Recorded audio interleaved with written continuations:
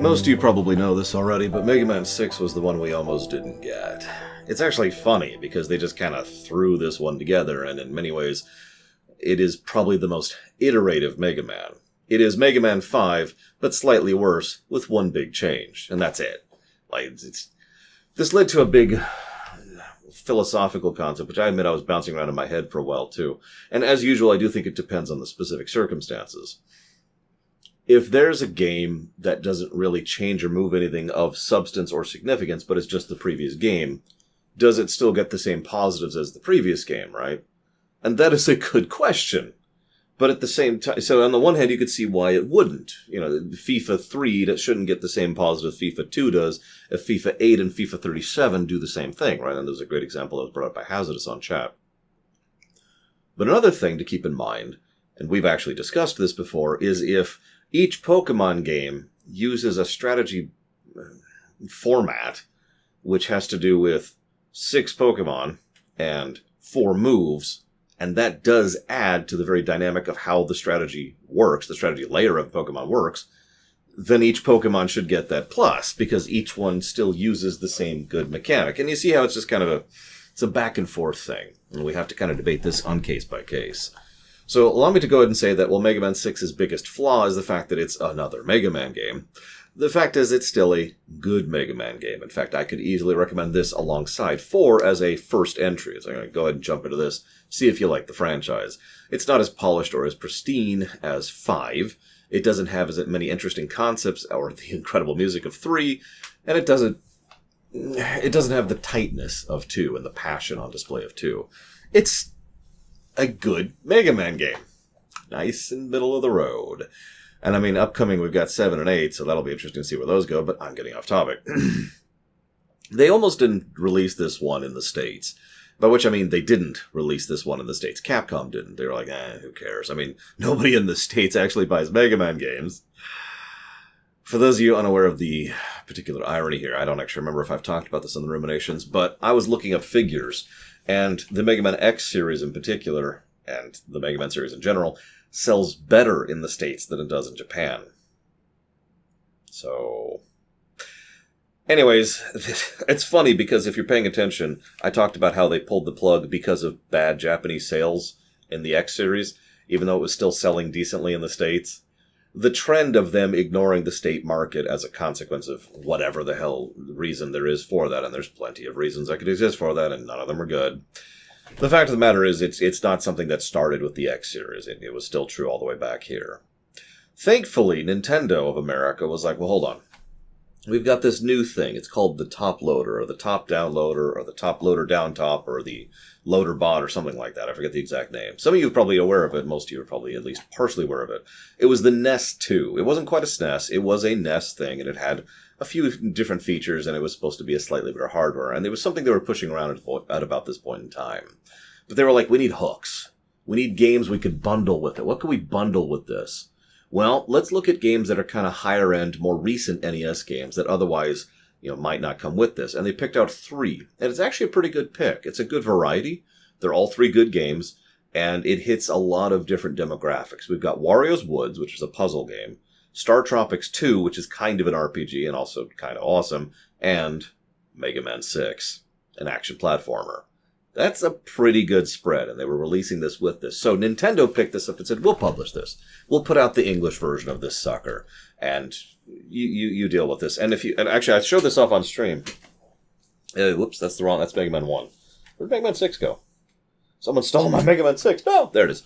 If you look at this, and obviously this box doesn't quite show it off, but if you look at the actual original cartridge for Mega Man 6, or the original box for Mega Man 6 in the Americas, it doesn't mention Capcom anywhere.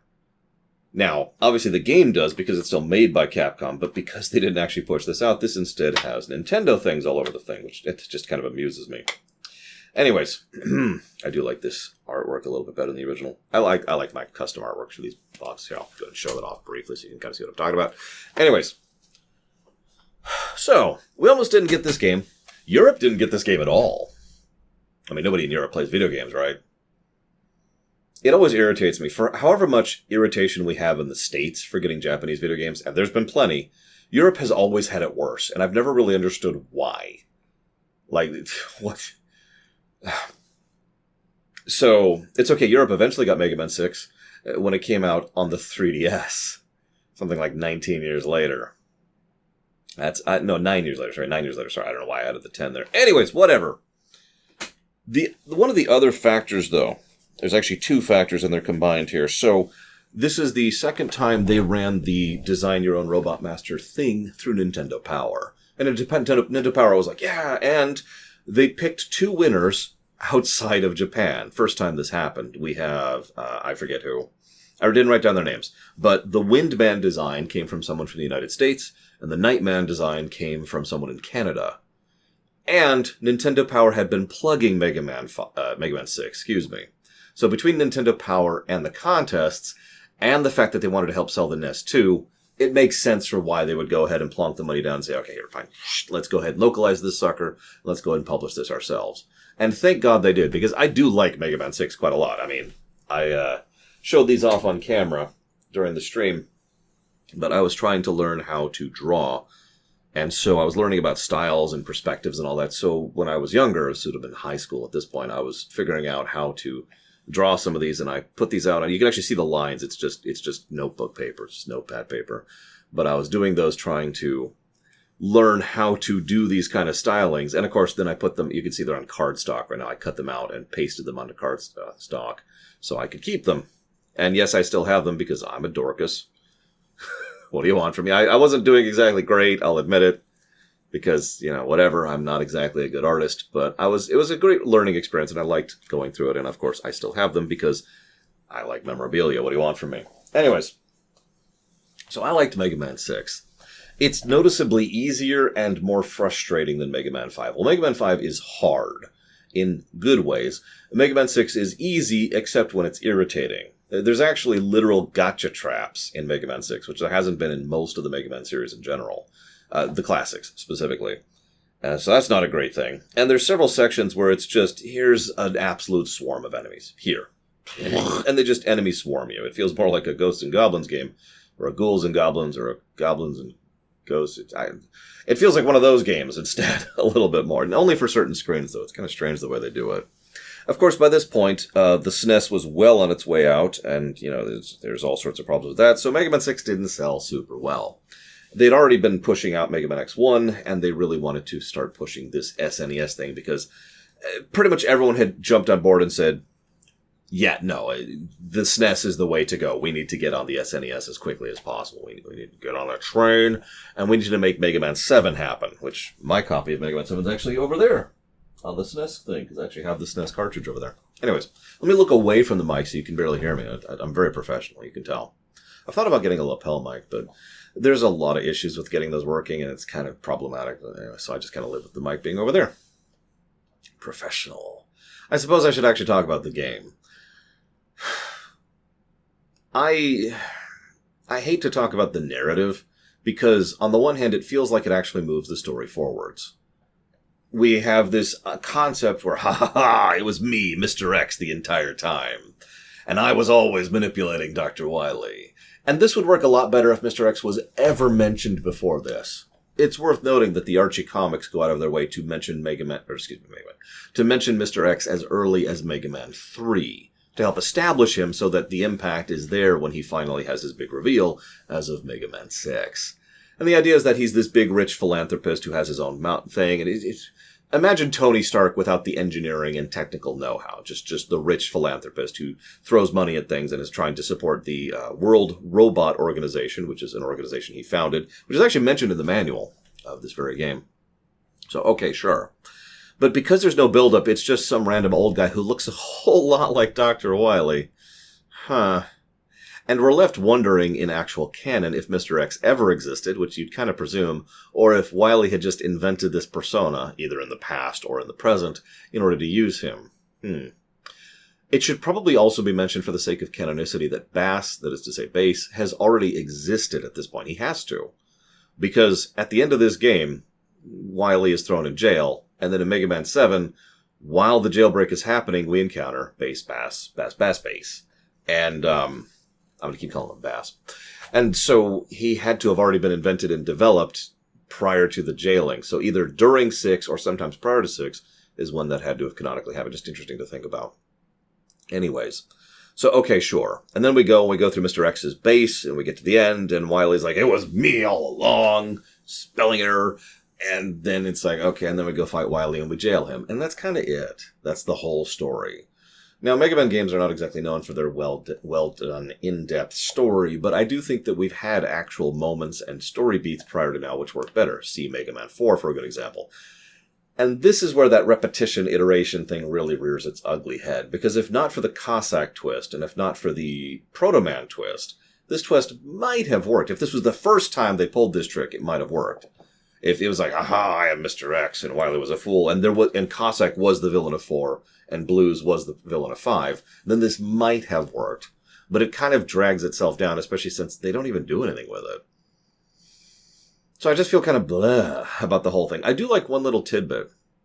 Most of the times when we go to the big stages of the Cossack, or the Skull Castles, or the Proto Man Castle, or whatever, it's usually in some distant, secluded area, and it's very clearly showcased by the visuals, visual storytelling. In Mega Man 6, Mr. X's mansion is clearly in the middle of a giant throng of a city, which again implies the idea that Mr. X is a known public persona who lives, in a normal place rather than just off in the middle of the Himalayas or whatever. It's just a tiny little tidbit that I tagged onto, and of course used it for Starfleet Command in the future. Anyways, let's talk about the gameplay. I always kind of hesitate when it comes to talking about the gameplay, because a lot of it is just kind of, well, the levels are good, and the bosses are good, and the weapons are good, moving on. But no, let's talk about specifics, because I always like to get into the nitty-gritty of these things. First of all, I do like the weapon design in this one. One of the things that the weapons do is change your vector of attack, which is very important. If you have something that just attacks in front of you, like Needleman's weapon back in 3, there's nothing interesting about that. Someone in one of the comments said that maybe Needleman's weapon could have had piercing, so it actually goes straight through and keeps hitting enemies behind them or something, which could have actually added to it. I agree with that. That's a cool idea. Instead, it's just Buster Shot 2.0. And here we do have a similar weapon, the Yamato Spear, which isn't quite like that because it can spread eventually, but at the same time, let's be clear, it's just another Buster Shot. But that's the only bad one. 1 out of 8 is not bad. The Night Crush, or the Night, whatever it's called, it has a nice little arc. It's kind of another variant on the Ringman ring, but it's a little bit further out, and it's got a little bit more weight to it, and it hits a little bit better. We've also got the Tomahawk. Now, the Tomahawk is pretty much a straight up, you're hitting something ahead of you, or above you, excuse me. It's a nice big arc up. I feel like the Tomahawk weapon would be worse if not for the fact that multiple bosses and enemies are designed to attack you from exactly that angle. It's a very common angle of attack. Now that's good. Weapon designing enemies and encounters and bosses is part of weapon design. If you give yourself a weapon which is like, I will be invincible and will destroy everything in these exact areas in front of me, and you never make an encounter that makes use of that, then that weapon can suck, right? If you give yourself this big, awesome Doom laser that can only shoot in this one line, but you never have enemies in a line, so it's worthwhile, then that weapon can suck. So I do think that they do support the weapon design in the level design and the encounter design. And that's important. It's all connected. It's sometimes negatives are from multiple things combined. It's the same thing for positives. Then we have, what else do we have? We have Centaur Man's weapon. That's actually kind of mundane, I'll admit that. So, sorry, that's 2 out of 8, which aren't great. So, whatever. It's just another take on Flashman's weapon, and it's not a particularly inventive one either. Unlike Brightman, which actually was pretty cool, this is just kind of, alright, sure, whatever. Moving on. Then we have, what is this? This is 6. So we have Plantman's shield, which, let's be honest, that's just Skullman's shield again. So they don't really get points for it, but at the same time, it is a good idea for the same reason Skullman's shield was. So, okay, cool. That tracks. Then we have Blizzard Man's attack. I actually rather like Blizzard Man's attack. It's a kind of a spread fire, except it's not quite. It's 2 shots above and below you, so that gives you a nice verticality. It's slightly larger of a hit area, or a hurt area, than it is of the fully charged Buster Shot. So you can hit this thing, and then it's got 2 that go out like this at an angle, so you can hit a fairly wide spread and a fairly large amount of enemies fairly reliably with that. And again, the enemy design and the encounter placement help to inform this. I'm forgetting all the weapons. What else we got? What else is in there? Did I write... I deleted it already, didn't I? Yeah, I did. Of course I did, because of course I did. I was trying to get rid of it. Who else is in this game? Is there anyone else in this game? Let's just look this up real quick. Mega Man Let's just look this up super quick. There we go. Hey, so who am I missing here? Flame Man. Flame Man's is not great, but at the same time is useful for attacking enemies that are down below you. Not quite as well supported as the ones above you, but it's a nice downward arc kind of a thing. And a Windman. Windman is kind of unique. Windman is a much better approach at hitting enemies on the ground below the shot of your buster, because not only does it hit them, but it also carries them away after doing so, just kind of removing them from the field. A poor man's gravity weapon, if you will. So that's kind of cool. Decent weapon design overall, supported by the terrain. The terrain is not as tightly controlled as it is. You can tell that what was happening in in 6, was they were more experimenting with concepts rather than really polishing the specifics of the encounters. So instead of a room which is incredibly well designed, like in 5, or a room which is incredibly well designed, like in X1, instead what we have is some neat gimmicks. One of my favorites is Flame Man's, where you've got the Flame Man stage is mundane to the point of easy, except for the fact that there's these giant vats of oil which can slow you down and interfere with your jumps. Okay, well that's still easy. All it does is slow you down a bit. Yeah, but if anything flaming gets in there, it turns into instant death fire hell. And I actually really like that, because at that point, the navigation of the stage becomes preventing them from launching the fire into it. And the first time it happens, you effectively can't stop it. You kind of can, but I shouldn't say you kind of. You can if you know what you're doing, but if you're playing normally, you're just, oh my god, and oh, that's what happens. Okay, that makes sense. And you immediately cognate what's going on and how it works. So you're kind of encouraged to sort of navigate the stage in a manner to prevent the flames, to the point where, and I did this on camera a couple of times, you'll actually want to take the flame hits yourself, preventing them from landing in the oil field. Just cool little stuff like that. Plant Man stage with his multiple mini-bosses and bouncy thing and being able to shoot a platform into existence, that's cool. I like that. I really like the upside-down water section of Centaur Man. Unfortunately, they only really use it for the one sequence, which is a darn shame, because I think it's a great mechanic. The one really well done thing they did is there's this really long spike pit. Now, you can just rush jetpack over there. I'll talk about that in a moment. But if you time it so the water is nice and low, the water physics apply, but only when you enter the water. So, you have to enter the water when it's at its lowest in order to get the full buoyancy to get across the pit. Just cool stuff like that, right? There's also, like the spikes. The Nightman stage is just fun. It's just thematic. It's like playing a Mega Man Castlevania stage. And I'm not going to go through the whole one, but there's lots of little neat moments like that and neat gimmicks, but not quite as much of the polished level design. So you can see how it is a step down from Mega Man 5, but still fun and still enjoyable. And then we get to the Mr. X stages, which is kind of cool. Okay, I haven't really talked about the bosses, though. Most of the bosses in Mega Man 6 are fun, but really simple, and a little bit too simple in some cases. I feel like they could have done one additional thing to vary it up to make it interesting. This is something Mega Man 4 and Mega Man 5 both did a lot of, where they would actually use the terrain or the nature of how their attacks work in order to make something that effectively just has 2 attacks or 3 attacks more interesting than I'm just going to shoot you. Because, like, for example, Tomahawk Man, he just jumps at you, he flings the feathers, and he flings his weapon. And that's kind of it. That's all he does. There's no other, and there's no terrain styling. There's no like platforms up above. Someone in the comments section also gave an idea about varying up Toad Man, so that rather than just being a flat, empty terrain, maybe if there's platforms that had the water pouring on them, so they were kind of pushing you off the platform, and so you're constantly trying to fight against the push of the current while fighting Toad Man, which is also a cool idea, by the way. And that's the point. Again, it's not just boss design. You have to design things around the boss, and terrain for the boss room is absolutely part of that. Flashman's a joke when he doesn't have his terrain, but if you add that terrain, all of a sudden it becomes kind of a thing. It's one of the reasons why Metal Blades work so well there, is because you can throw at a diagonal up at him without having to deal with his shots or his freeze or him running into you. Terrain design, it's important. It's so important to the platformers. It's one of the reasons I mentioned terrain design is extremely important to strategy games, stealth games, and platformers. All 3 of them, it is critical. And you can always tell when they do it, and you can always tell when they can't. Anyways, I'm getting off topic. So we get to the Mr. X stages. Cool stuff. Reasonably fun. Nowhere near as good as the Proto Man stages, the Dark Man stages. But still reasonably fun to go through. Some nice boss styles. Nothing really as innovative as we've seen before. It's just kind of like, okay, here's another boss. Okay, here's another boss. They're fun, though. And as much as this game is a little bit too easy for me, if I'm being honest, it never frustrated me. And that's important. there was the gotcha thing in Wily 1 or Wily 2, I forget which is just, okay, sure, whatever. And it is a gotcha. You're falling down on a spike thing, and then, there's spikes on the walls, and then you scroll up, and then there's another spike right below you. You picked the wrong side, die instantly. And it's like, okay. And if you're remembering, they pulled that trick in a previous Mega Man too, and I wasn't particularly fond of it there either. But here there's several of those in a row. It's like, spikes over here, and then spikes over here. And it's like, okay, sure, whatever. And I had the jetpack too to try and slow my descent. But I suppose I should talk about the jetpack. I love the jetpack, and I mean that. The jetpack is the rush coil and the rush jet combined in terms of functionality. And it's infinite. That is to say, it refills is a better way to phrase that. Those 2 bullet points are awesome. And I mean this. I wish the jetpack had returned. I think you could literally design an entire Mega Man game around starting off with the jetpack and just playing through with the jetpack.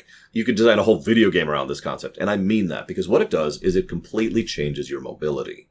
All of a sudden, you can slow your descent to change your arcs down. You can get much higher up, like the coil. But the range, you know how I was talking about the painted range you could reach with the coil in the previous ones? With the jetpack, your painted range is just this gigantic red cylinder. You can just reach all these places, right? And you're thinking, well, that's just overpowered. No, because you have only limited fuel. And the only way to refuel that is to land.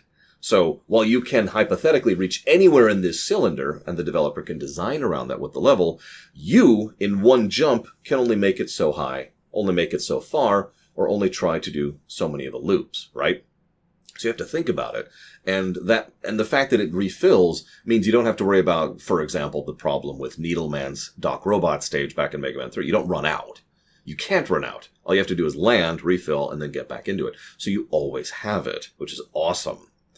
And I love the fact that it in many ways, it functions as a bit of a safety barrier, which is probably part of why this game is as easy as it is, because it means you can kind of hover for a bit, or you can recover a little bit if you fall down. Not fully. And that's why I like it. So what happens is it can cancel your momentum, but it has to cancel the full momentum. So if you go down below a platform, you've only got about maybe 1 tile of time before you can get back up on it, because you're going to run out of fuel. Otherwise, you go 2 tiles down, you're just going to plummet. But it still allows you for that kind of recovery mechanic, which I do enjoy when it comes to game design. And of course, there's downsides to it as well. You can't slide while you have it on. You can't use weapons while it's on, which, admittedly, I kind of think you should be able to use the weapons while you're wearing it. But I'm pretty sure the NES literally didn't know how to do that, or they didn't know how to do that. That's the kind of thing you could see in more of a SNES game, I think. But then we have the power, the attack thing. Let's just call it what it is. Gaia Armor Beta from X5, I want to say.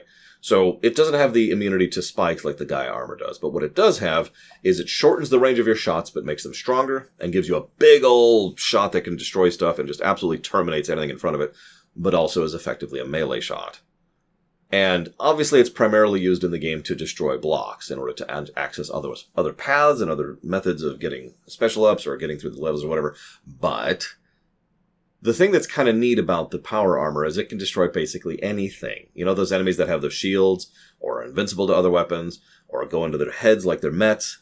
Nope. Crush. Absolutely destroys them. And so it gives you a method to simply bypass a lot of that invulnerability, which is pretty neat. But I mentioned paths earlier. One of the things I think Mega Man 6 does excellently, and I really wish this became a regular thing, is there's multiple paths through multiple of the stages. Yamato Man stage, for example, is really short. You just blaze through it in like 40 seconds, 50 seconds. However, that's because you went through one of the paths. There's a whole other path going up here, which allows you to get the beat piece, all of the warrior stages. Excuse me, there's 4 elemental stages and 4 warrior stages. All the warrior stages have an alternate path to them, and many of the final stages, both through Mr. X's mansion and through Dr. Wily's castle, all have additional paths as well. And it's just options, right? I don't know what else to say about it. It's like, well, you want to go this way or you want to go this way. And you usually get a little bit of a sneak peek of what you're up to. Not always. And so it's just a way to vary up the experience. And that's nice, and I enjoy it. Then we get to... Well, I mentioned the boss designs in brief. Most of the bosses are somewhat Not just the 8 bosses, but the actual stage bosses. They're not frustrating, but they're not particularly memorable. One of the ones that really stuck with me, though, is the final trio with Dr. Wily. So you fight the Presh machine, which is Wily Machine Mark 3 or 4. I forget which number we're up to at this point. And then you fight it without the shield up, and then you fight him in the pod. Normally, these kind of triple boss fights in a row gauntlets kind of suck in Mega Man games because there's usually not a lot you can do to recover in between, and they're usually not designed particularly well. I'm not going to name any names, but you probably can think of some. In this case, it works out okay because the Crusher one is relatively, it's patterned in how it moves. So getting hit is kind of on you. There's no real RNG involved in that, and there are ways to deal with it regardless of whether or not you have its weakness, including the jet, as the aforementioned. Then you fight the actual final Wily Pod, and he doesn't do a lot of damage, and you can still hit him even if you run out of his weakness. So that's kind of cool, too. I was a little disappointed that Beat couldn't find his weak point, though. That's really sad. In fact, I didn't get any use of Beat out of 6. I'm not even sure why he was in 6, to be honest. Is there any good use for Beat in 6? Does anybody know? Now, hang on. I keep forgetting to mention this during the rooms. I always mention this during the streams, but I keep forgetting to mention it during the rooms. What's your favorite song for Mega Man 6? And the reason I mention that is because it's easy for me to pick mine in 1, 2, 3, 4, 5, all of the X's, all of the Z's, and all of the ZX's. This is the first one I kind of went and had to really think about it. Now you're probably thinking, oh, the music's that bad, huh? No, actually the music is pretty good across the board. But unlike pretty much every other Mega Man game we've covered, in fact, all of the other Mega Man games we've covered, there's no songs that just jump out at me. There's no songs that peak in terms of quality on the chart, right? They're all generically good. And so I was finding myself thinking, which one's my favorite? I finally went with the Wily one. The Skull Castle song is my personal favorite. But I'm curious what yours is, and I'm curious if anyone else has a similar vibe. Now, for those of you not aware, we were originally going to do 1 through 6. Actually, let me walk that back. We were originally going to do 1 through 6 and then cut it off. And then, thanks to generous donations from awesome people like you, we decided to go ahead and tack on 8, 9, and 10. But as we were going through, something just kept occurring to me, and I kept looking at it, and it kept bothering me, because we have reviewed 7 and 11 before, a long time ago, like years ago at this point, and our methods and styles of reviewing have kind of changed since then, and I'm certainly a lot more experienced and comfortable with reviewing something like a Mega Man game nowadays than I used to be. And so I looked at 7 and I looked at 11, I was like, maybe we should add those back in. So I polled everyone while we were streaming, and I left a nice big 10-minute poll for everyone to be able to get involved with. And the result was an overwhelming yes. So we were going to skip to 8, but tomorrow we're actually going to go ahead and cover 7 again. And the way we're going to do this is our first ever audit run. We've theorized about the concept of an audit run before. What we're going to do is we're going to treat it as a brand new run. But once we're done, we're going to go ahead and pull it up and compare it alongside the previous run, the previous notes, and see what's changed and how, and just kind of do a little bit of a mental check, make sure everything's a proper thing. And I'm actually really curious if the review for 7 is going to change at all. Because I remember not liking 7 all that much, but it was still a net positive game. So we'll see, and I hope to see you there next time. I'm going to go ahead and just get a drink because... Oh!